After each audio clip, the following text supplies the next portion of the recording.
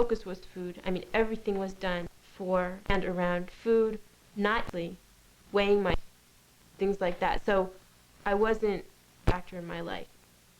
My hair was coming out. I had trouble sleeping. I stopped having my period. I was cold all the time. I got dizzy when I stood up. And I would get hungry, and so I'd buy these corn chips. And I remember how many calories they had. I forgot, but they come in little packages in vending machines. And I remembered, like, I would eat one every 10 minutes on my way home, because I would figure out that I'd probably walk off the calories per 10-minute walk. And it would take me about a day and a half to finish a whole little package of them. You know, I didn't think I was anorexic. Everyone was telling me, you know, this is what you got, you have to deal with it. But I just thought, you know, that's not me. I didn't even think it was a problem. It was, you know, my project or whatever. I was sticking to a pattern. I was sticking to a schedule. If I don't get that walk after I've eaten, or if I haven't earned it before eating, I just feel like I feel selfish. I feel like you just ate. You know, don't tell me you're going to go sit on your butt and read, or go, you know, watch TV, or go to sleep, or talk on the phone, or talk with friends. I mean, you know, you better get up and do something. I mean, good God, I mean, what, you'll get fat. I do not want to be fat. I do not want to be fat. I do not want to be fat.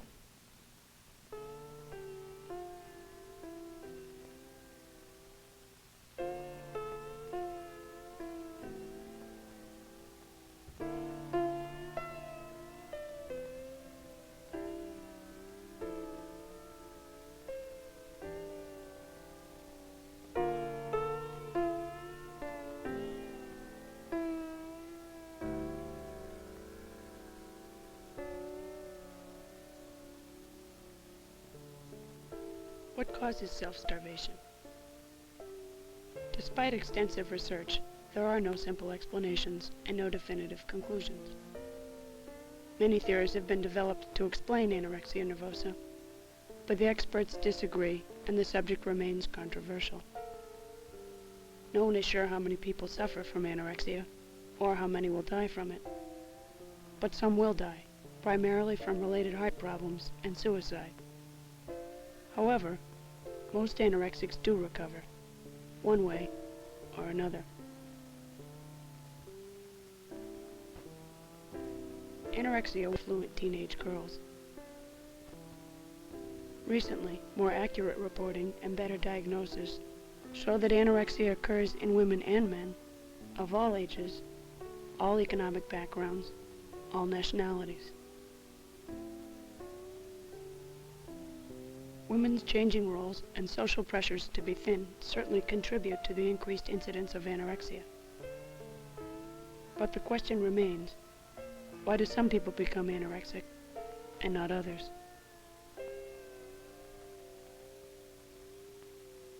I wanted to look like the girls in Glamour and Mademoiselle. I wanted to look, you know, fashionable and sleek. And not so big. I felt like I looked bigger than them because I was tall, kind of, you know, big framed person. In kindergarten pictures, the back row is, you know, with me there. By age 16, Kathy was 6 feet tall. Although her weight was normal, she began dieting and became obsessed with exercise. Towards the end of junior high, I was becoming more and more withdrawn, and much more of a loner. Somewhere between my freshman year and my sophomore year, I got serious. I decided that, you know, this was just dragging on too long, and so I was gonna, you know, stop this eating sometimes. And then I started really, you know, pushing the scramble, you know, doing something about those dreadful scrambled eggs, pushing them in a napkin and throwing them away, you know, getting out of eating dinner somehow, like offering to serve it up.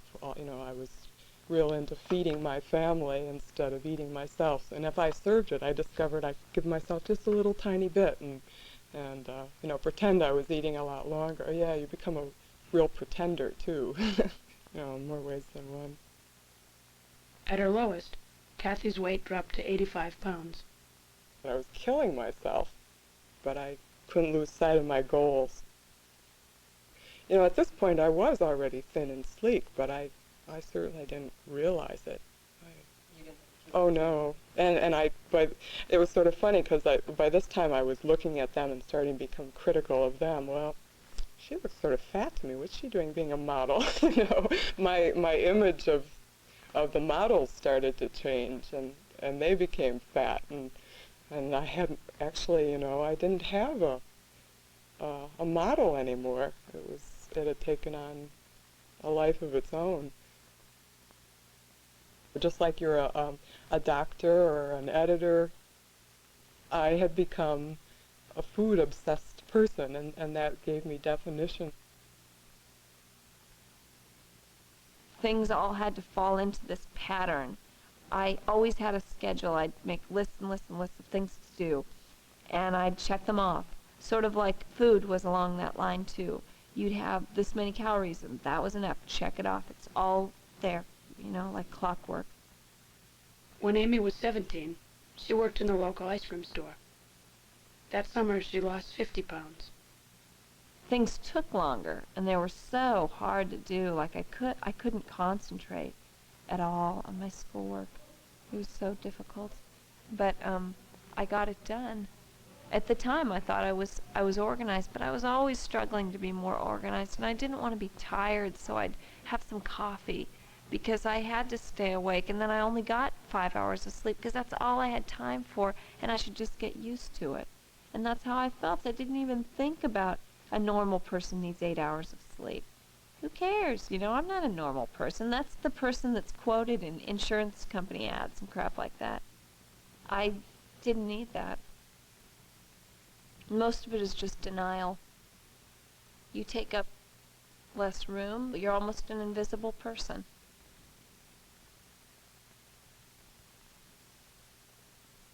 I looked on eating as a reward, and I felt like I didn't deserve it. So I had to do something in order to be worthy of eating something, and it got to a point where I just felt so guilty when I ate anything. I couldn't justify it. I couldn't just see it as something that you had to do like sleeping. By age 11, Evie was already worried about her weight. As a teenager, she went from 135 to 85 pounds. I think I felt like nothing I did was good enough. In school, if I did well, that was because it was too easy. And if I didn't do well, it was because I was a flake. My whole life was dictated by food and thoughts of food and what I was going to eat after I went off my diet. Anytime I would see a sign, signs that had nothing to do with food, I would somehow see food in the sign.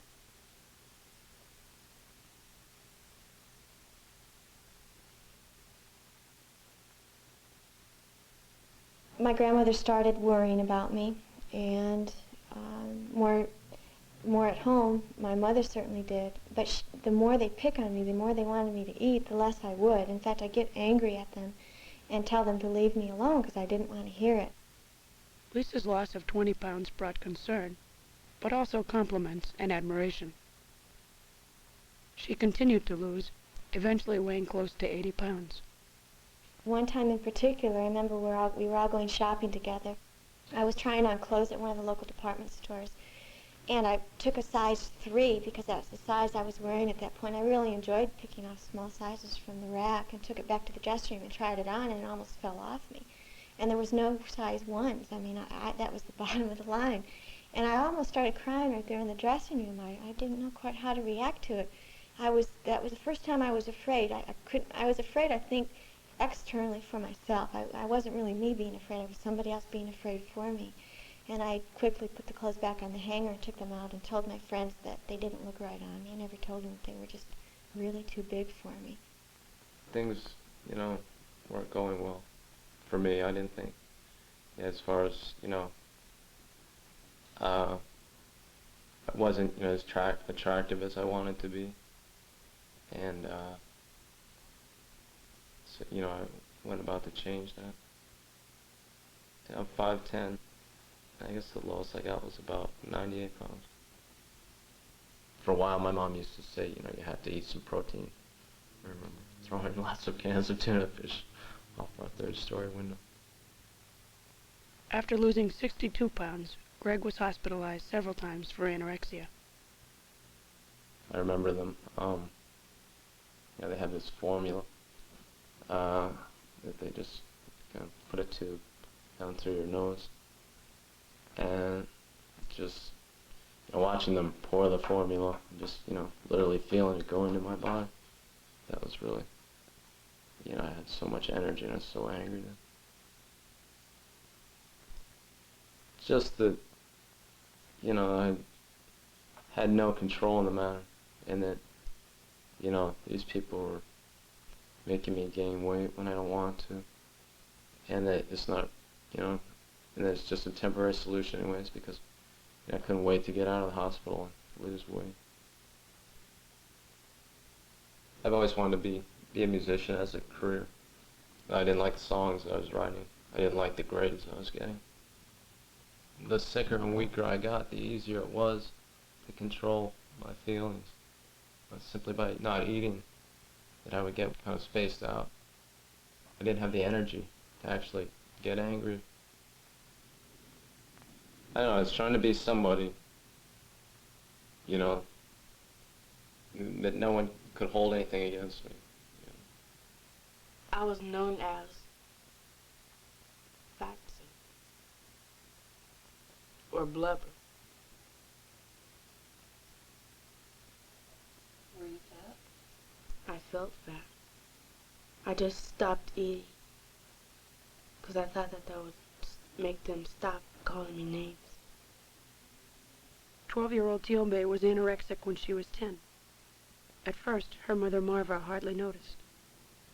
There'd be times I'd be doing something and have her plate fixed and she'd be eating, and I'd turn around or come back and leave the room and come back, and then a lot of food was missing off her plate. And I think, golly, Tiombe, you eat all of that? And she goes, yeah, I'm honest, I eat it. And I thought, boy, she's eating pretty good. You know, maybe I don't need to worry about it. But it was like, there's a lot of food missing, you know, fast. When my mom wasn't looking, I'd run to the bathroom and pour half of it down the toilet, and then run back, and then eat the rest looking like I already ate all of it. And it would pour. We passed this building that was all glass on one side, and it was that reflective glass. And as we were walking, I grabbed her by the hip, and just as we were walking, I said, look at this, look at yourself in the window. And she turned around and looked, and she saw just how thin she really was. I kept saying, Tiombe, you're wasting away, you're wasting away.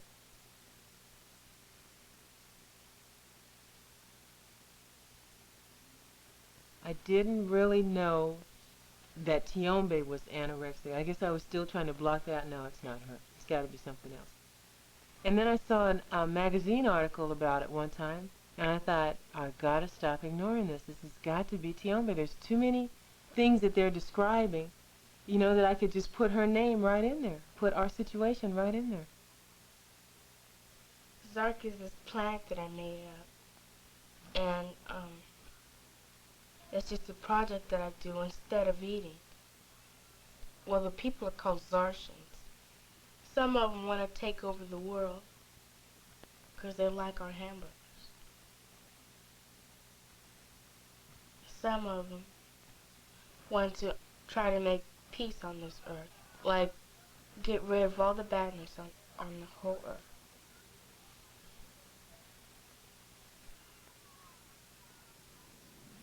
I became anorexic probably when I was around 18 or 19 years old.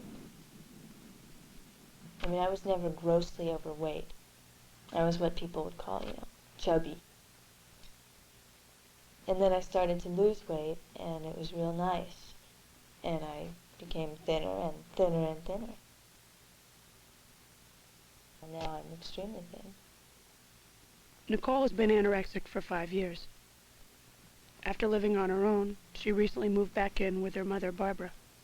She came to Cal and she just started losing and started losing and started losing and started losing. And of course, in the beginning, you know, I certainly didn't want to put that kind of a name, you know, on it.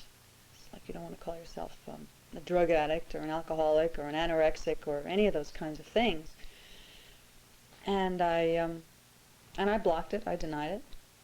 And then just came the point, one day she came home, she had started to see a psychiatrist, who, especially for eating disorders, and she came home and she said, "Mom, I'm an anorexic," you know. There was no more denying. She looks terribly skinny, I mean, there's no question, but, you know, she sort of wears clothes that sort of pad her out. Every once in a while she'll come into the kitchen with, you know, in the morning or something with her undies on, and it's awful. It's awful. You know, I've been to Auschwitz and I've seen photographs, and well, it's awful. It's just really terrible to see.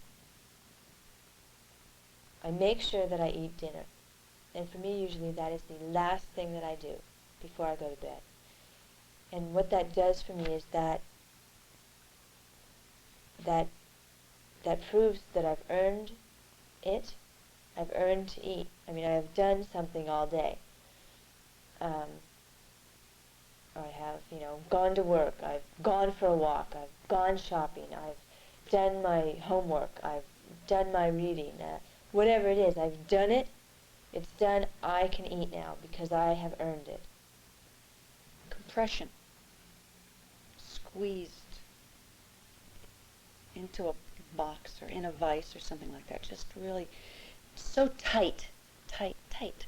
That's the way I see her today. You know, nothing goes easy. Nothing's easy. Nothing flows. Nothing. Something got deep inside of me to tell me that I'm not worth it. I don't deserve it. I don't deserve food, love, companionship, I don't know, nice clothes, whatever. Somewhere, somehow, I don't know where it comes from. I don't know. It might be, I don't know. Even in everyday life, you know, natural, normal needs that one has, I guess I feel like other people's are more important, and that if I need something, I might be taking away from theirs.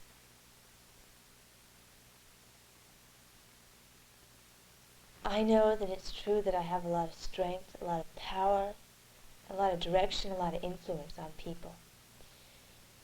And that does scare me, because when I am healthy, how powerful that could be. Obviously, I've hurt a lot of people. This is power. Right here, what I've got is power.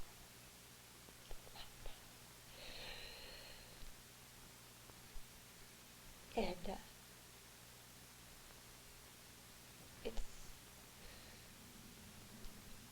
it's hard and strong. And I know there's a lot of good power within me. But with that good, you know, if you do something good for someone, in a sense, they're going to want to do something good for you. And that's what I'm afraid of for some reason.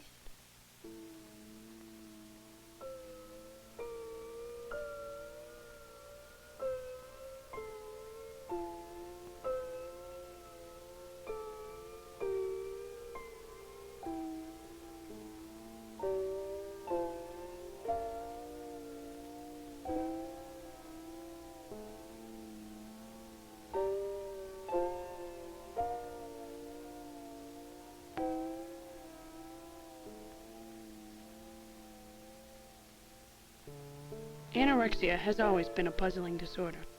As more is learned, the experts generally agree on the physical symptoms, but continue to debate the causes. Singer Karen Carpenter's death in 1983 created a widespread awareness of anorexia, but the disorder is hardly new. It has been speculated that the witches of Salem, writers Isaac Dinesen and Virginia Woolf, Twiggy, and Princess Diana were all anorexic. Anorexia was first diagnosed in 1689 by British doctor Richard Martin, who described one of his patients as a skeleton clad only with skin. Meaning nervous loss of appetite, the term anorexia nervosa was first used by Sir William Gull in 1874. Physicians cited causes from consumption to hysteria, and as early as the 1800s, recognized the family as an influential factor. By the 1930s, psychological theories were challenged by research suggesting hormonal abnormalities. But the causes continue to be controversial. Recent theories have focused on the family's significant role in the development of anorexia. Today, many see anorexia as the result of an interplay of psychological factors, which lead to feelings of inadequacy, worthlessness, a lack of identity, and often guilt about breaking away from the family.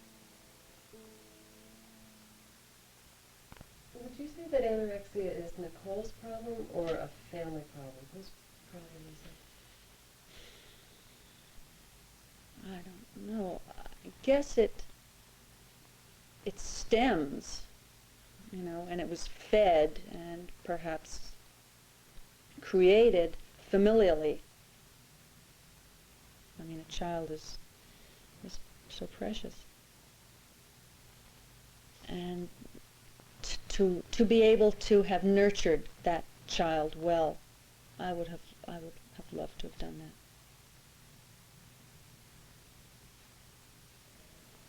Where do you think it came from? Whose problem was it?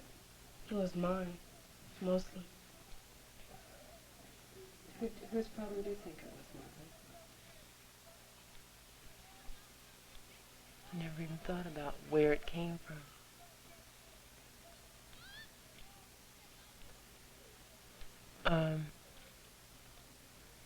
I wonder if it, now that I'm thinking about it, I wonder if it didn't have something to do with some problems that we might have had, and Tiombe took them personally and just took them on as her very own problems, and they weren't really hers, they were ours.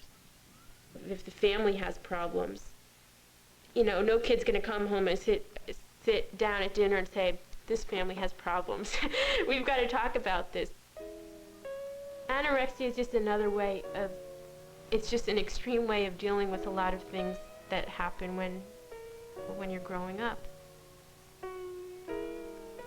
Growing up is never easy, but anorexics have a particularly difficult time. Most grow up in troubled families, though the problems are often denied. Conflict is avoided whenever possible. Within the family, roles are fixed, change is considered a threat, and rigid expectations are felt early on. Often overprotective and critical, anorexics' parents value family loyalty rather than individuality. Upholding the family image and maintaining an appearance of perfection are top priorities. Throughout childhood, anorexics learn to put family needs before their own. My parents are both scientists. My mom's a dietitian, and my dad's a food technologist. Marshmallows was one of his projects. He worked on the little marshmallow bits in Lucky Charms. My family was judgmental and sort of critical. My parents both criticized each other to the kids, criticized us pretty much no matter what we did. You thought about what you were going to say before you actually said it, so that it would come out as perfect as possible to avoid too much criticism, even though it was often there anyway. There was always a feeling of holding things down, feelings, emotions. My parents, I mean, they're devoted to their kids the way somebody would be devoted to a project. Yeah, I was cared for. I got the things I needed, of course. There was another kind of caring. There was a more spiritual caring, I think, mental and emotional caring that I didn't get. And it was almost like emotions were stupid to have.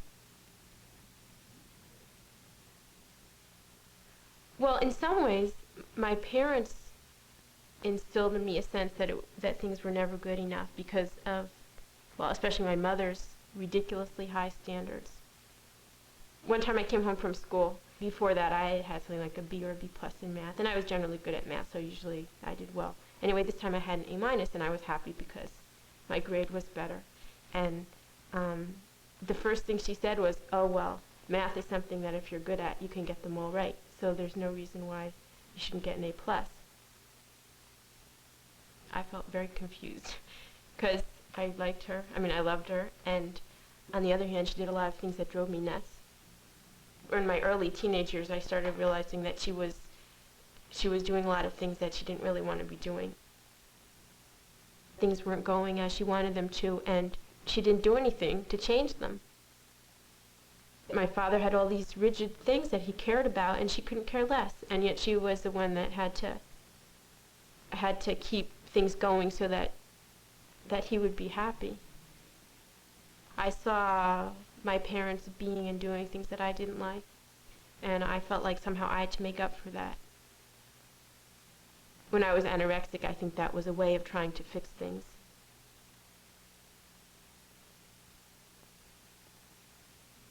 It was just a lot for me. I was absolutely unprepared to be a mother. I think I was unprepared to be a wife. And I was very young. I thought my life was absolutely over. I had 4 kids. My husband was traveling. He was out of the service by this time. And he was traveling, and I had 1 kid who had epilepsy, and, it was just like mountains of dishes and diapers and, everything just seemed unmanageable. It was just overwhelming. I felt that I had nothing to give. And yet here I had them, but I didn't know what to do with them. And somehow, because I was the mother and I was the one who was home, the family reflected me. It reflected chaos.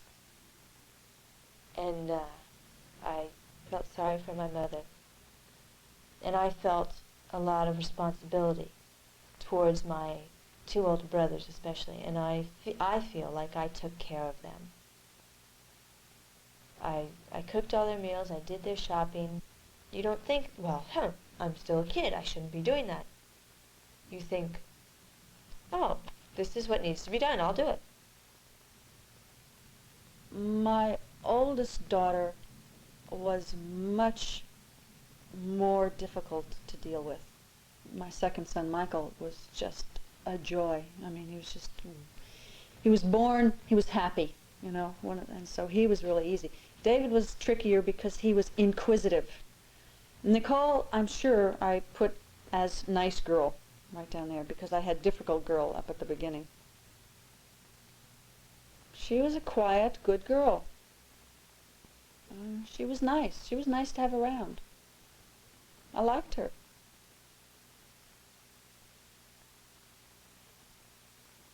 I don't know if I felt guilty about that, about maybe being a burden to her. And my father too. I mean, he was absent. My father used to go to work every day. There was my father. What was my father when I was a kid, Well, he used to leave in the morning and come home at night. And then sometimes we'd go to the beach with her. When I look back at the years now without having a father and remembering the things I had to do for the family, like protect my mom from certain things, or putting my sisters in line, or calling to make doctor's appointments for them when Mom couldn't, I sort of think I had not necessarily a male role, but kind of the father role, or the second adult role to my mother, helping her a lot with raising the kids in a way. I felt guilty that she was, quote, stuck with 4 girls and having to raise 4 kids on her own, and I sort of wanted to relieve her of that. So I was trying to help make it less difficult by taking care of some of those things that maybe I could handle that she didn't have to worry about. she was a radical in the community as well. Maybe I should say more liberal-minded than the small-town farmer, rural community that I grew up in. And I remember at one time sitting down with her and telling her what she shouldn't and shouldn't do to protect her image. I guess my relatives always thought I was this little actress. And they'd say, act out divorce court for us. Go on, Amy, act out divorce court. I think my role was I was a good girl. I got straight A's, and I was like one of the smartest girls in my class, the smartest people. And my last name started with an A, so that was sort of good in my mind. I don't know why. You come at the beginning of the alphabet. I was pretty good. I tried to get along, I really did. It seems, you're brought up to do, you're kind of programmed of, which direction you're going to take by the people around you. And they, have these ideals of how you're going to do things. And that you shouldn't stray from that. I wanted to be independent from them. I didn't identify with my family. It seemed like they didn't take anything seriously. And that I wanted to be apart from them, and that I was my own person, be special.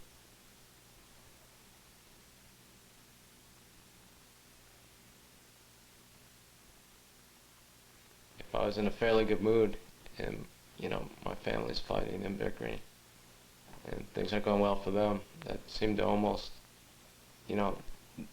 make me feel even better that I was not a part of that I was above that. When I would be with my friends, maybe after school or spend a weekend with them, I always felt this sort of apprehension that I should have been home taking care of things and being responsible.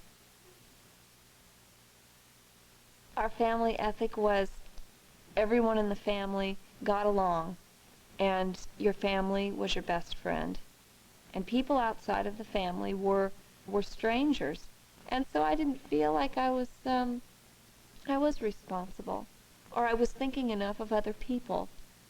I was thinking too much of myself, I guess, and of my friends, those people that were all out there. Well, I really wanted to make them happy, make my parents happy. Even my mom, as much as she angered me. But I was always mad at her. So there was like this tension I felt between, pleasing people, but yet feeling this sense of, well, how can I please myself, and not really knowing, how to answer that. I felt judged. After a while, I internalized that I was judging myself for my parents, not even realizing it, of course, but thinking the same way they would think about myself. And at the same time, I was very rebellious, but not openly so. I was rebellious underneath. I just felt real torn as to how to make things normal on the outside, but not lose myself. I did think it was my problem until after I found a book that describes other women that this had happened to, and I remember I came home from the library thinking about the whole thing in a whole different light, like that there was a cause and effect, and that there was a real dynamic going on here, and this was just shortly after I'd gotten out of the hospital, and my mom was still feeling really distraught about me, and the things were all my fault, and I remember I went to her room. She was lying in bed, and she had back problems at the time, and I stood in her doorway, and I felt like I had this great speech to give her, and I told her about the book I had found, and that maybe this has happened somewhat because of our relationship, and I kind of went on for a few seconds, and then she just I mean, she just practically rose out of bed and started screaming and saying, you know, how can you always blame this on me or someone else, you know, and you're always trying to make your parents the enemy and the cause, and first of all, I was just, you know, completely shocked. I thought this news would be of such interest to her, and it wasn't. And then just complete dismay that she hadn't even heard a word of what I had said, and felt what I had said, more importantly. And then right at that moment too, the doorbell rang, and I was like, oh God, another interruption, and who was it? But she had asked the pastor of our church over to come talk to me about my problem, and then I felt just totally, you know, defeated. You know, we sat down at the dining room table, and my mom recounted the last 10 minutes, and you know, told him, you know, how I had tried to blame everything on her, and then he just launched in a very soft, you know, voice, you know, Kathy, you just, you know, you can't try and push this problem off on other people, and just like her doctor, you know, they had all taken her side, and no one heard me.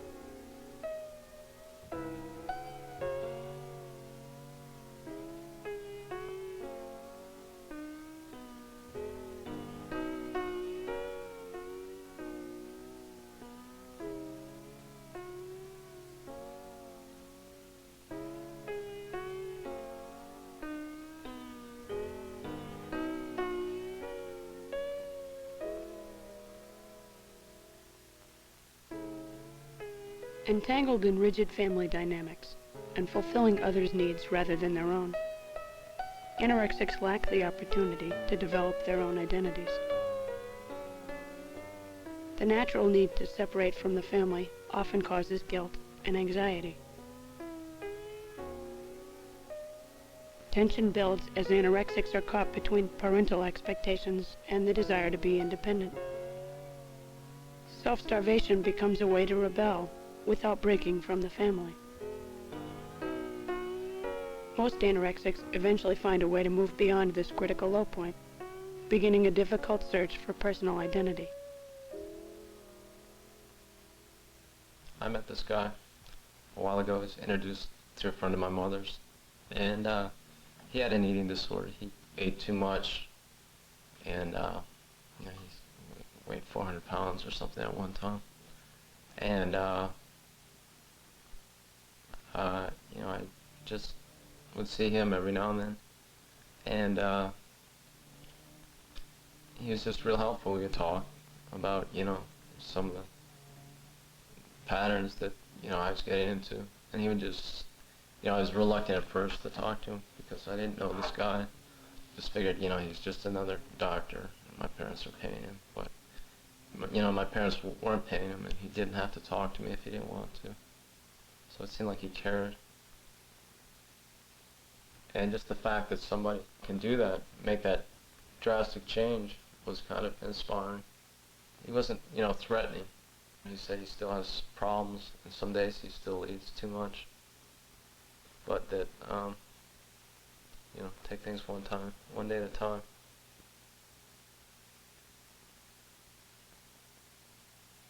There was no way that I could get medical help. It just financially wasn't possible. And I didn't know who that I could contact. You know, we didn't have Medi-Cal or Medicaid or any of that, and I didn't have insurance. I didn't know if insurance would cover it, yeah. And I didn't really feel, because I wasn't working, that there was anybody that I could contact. You know, I just didn't believe it would be something welfare would cover. I was trying to stress to Tiombe how important it was that she let me know when something wasn't going right with her. that we could sit down and talk about it, and for sure I would be there to work it out with her. If there was any way at all that I could, I would find somebody that would be able to help us with this. I was very relieved to be finally going to this hospital. I knew about 2 weeks before I went that I was going to be going. And I thought, good. Finally someone will make me better. You know, finally these problems will be over. Because I was sick of it. I mean, I was just sick of thinking about food all the time and just the whole business. And so I waited for 2 weeks, and I went to the hospital. You know, I got there. And within a few hours after being there, I thought, oh my God, this isn't any different. You know, they don't have any cure. I'm just here. They're going to make me gain weight here. And I'm going to have to solve the whole thing myself. And it was so irritating because I just felt like I'd gone through all this trouble, and now I wanted someone else to take over, and that it wasn't going to happen, that I was going to have to fix myself, and there wasn't any magic cure. When I was in the hospital, I met this one girl who was in and out of the hospital a lot. She was anorexic, and Josie weighed about 56 pounds. One time I came to the hospital, and she wasn't there. And so I went to one of the nurses, and I said, where's Josie? You know, where'd she go? I want to talk to her. And the nurse got scared. I mean, she just got a very funny look on her face. And she went and got another nurse, and the other nurse came and said, you know, Josie had a heart attack, and she just, her body couldn't recover, and so she died. And that was really scary. I mean, it was at that point that I realized that, yeah, you can die from this. And I thought, you know, I don't want to die. I want to get better. You know, I'm the one that has to take care of this. I am in control of my life. I've done this to myself, and, you know, it have affected everybody else around me too, but I've done it. I'm going to have to get out of it. It takes courage to admit problems, especially family problems. Acknowledging and working on them are the most important steps toward recovery. A variety of treatment programs are now available, ranging from behavior modification, drugs and psychotherapy, to family counseling and support groups.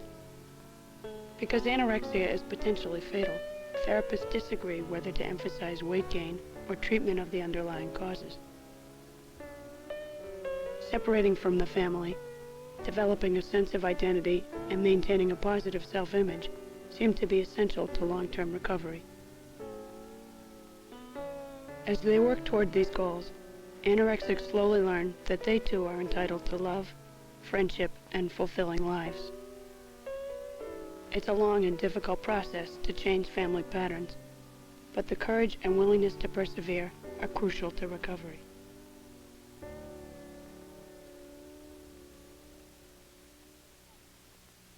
Do you feel like you got yourself better? Yeah. Well, not just me. It was the help of a lot of other people, too.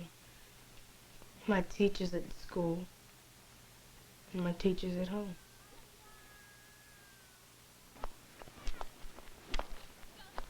And I was satisfying everybody else except me because I didn't feel good about myself.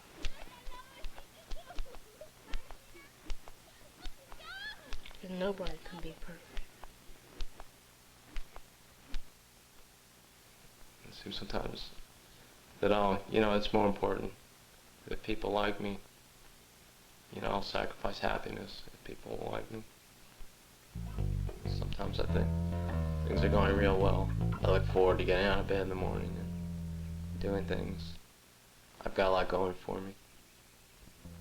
And other times I think, I'm ugly. I need to lose weight. That my face is too full. Whether my fingers are too fat or something. And by the way, your music's going nowhere.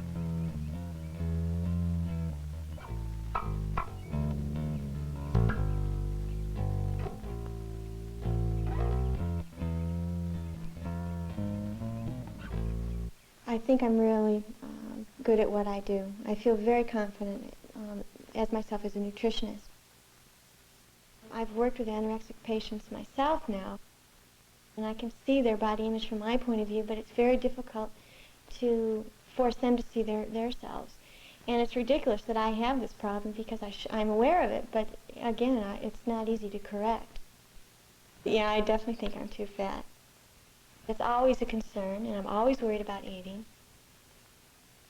People tell me I'm attractive, and I can't see it. It's amazing. It's like looking into a mirror, and I know where to put my mascara on, and I know where my lips are, and all that kind of stuff.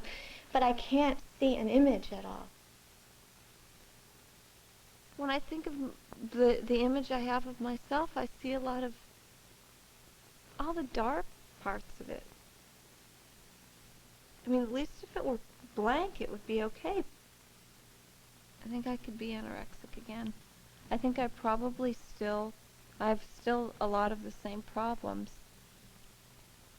Me then and me now are in some ways just totally different people, but in other ways, I think that there's always going to be remnants of that particular way of dealing with life and in my life as it is, and it seems to sort of show up in different areas, like whether it's in my relationship with my husband or with my relationship to my work. What's a life process is learning who you are, and that you are a worthwhile human being. You can trust yourself and you can trust other people. That's the real recovery.